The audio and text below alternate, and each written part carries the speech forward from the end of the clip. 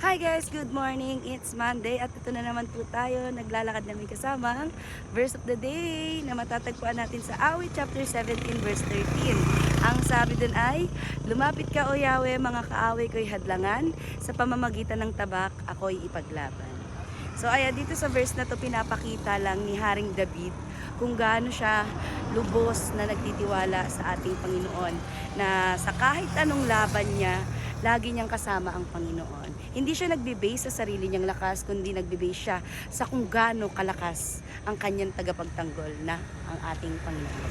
So ayan, sa atin bilang mga tao, yung mga kaaway na yan ay sumasalamin sa mga pagsubok, sa mga circumstances, sa mga takot, pangamba, na pinapakita sa atin ng mundo. But the Lord will fight for us. Ang sabi nga sa Exodus 14:14, the Lord will fight for you. You need only to be still. So yun lang ang gagawin natin, manatili lang tayo sa presensya ng Diyos. So yun lang everyone ang ating verse of the day. So God bless. Sa mga hindi pa sumasama sa paglalakad dyan, tara samahan nyo na ako maglakad. Umpisahan nyo na yan. So yun lang. Bye.